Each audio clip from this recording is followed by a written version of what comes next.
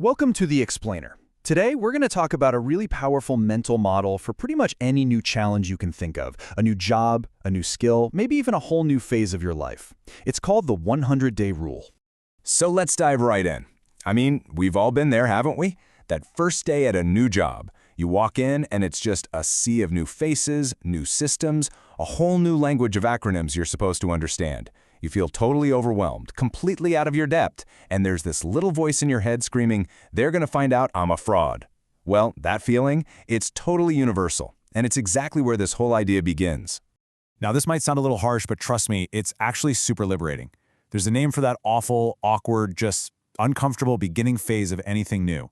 And the secret to getting through it, it's not about fighting it or pretending it's not happening. No, it's about accepting it, leaning into that discomfort and just getting that it's a totally necessary part of the whole process. So yeah, let's actually talk about that pain. Because it's real, right? It's completely valid. And really understanding it is the very first step to getting past it. Think about what's actually happening. Your brain is literally forging new pathways. You're building new muscles, both in your head and maybe for real, depending on the challenge. This process, it's not supposed to be easy. So feeling incompetent, feeling anxious, that's not a sign you're failing. Not at all.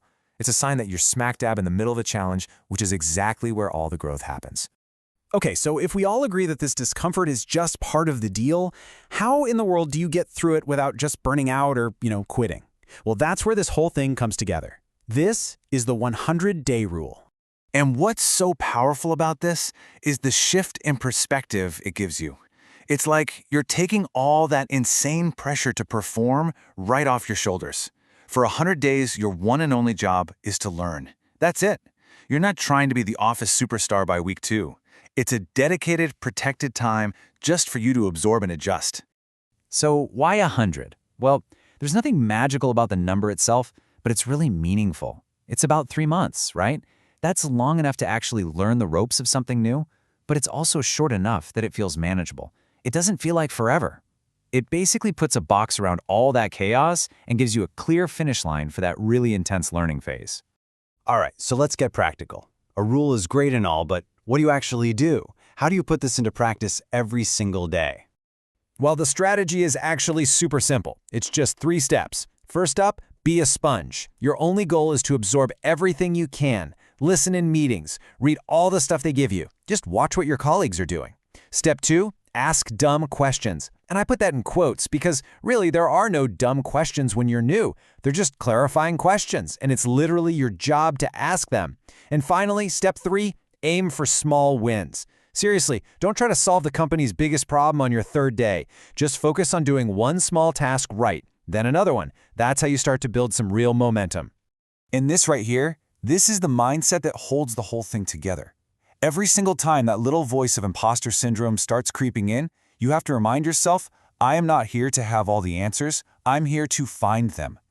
Just that simple little switch in your thinking can get rid of so much anxiety.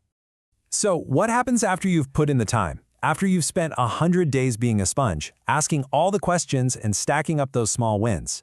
Well, something pretty amazing happens. A real transformation takes place. Just look at the difference here. On day 1, you feel like you're drowning in information, you're anxious, and you feel like a total outsider. But fast forward to day 101, and that overwhelmed feeling, it's turned into confidence. The anxiety, that's turned into confidence. And that feeling of not belonging, it's gone. You're actually part of the team now. And this is why it all matters. That struggle, those first 100 days, it wasn't for nothing. It was an investment. That discomfort was basically the price you had to pay to get real skills and confidence that actually lasts. You earn your spot not by showing up perfect on day 1, but by having the grit to get through that tough learning curve. So, you see, this is way more than just some interesting idea. It's a real, practical tool that you can start using right now for whatever challenge is staring you down. So I want to leave you with this question. What are you going to use your next 100 days for? Maybe it's a new career path or learning an instrument. Maybe you're finally committing to a fitness plan or starting that creative project you've been putting off. Whatever your next big thing is, how can you use this 100-day rule? How can you give yourself permission to just be a beginner? Give yourself that grace to learn. Just think. What could you achieve by day 101?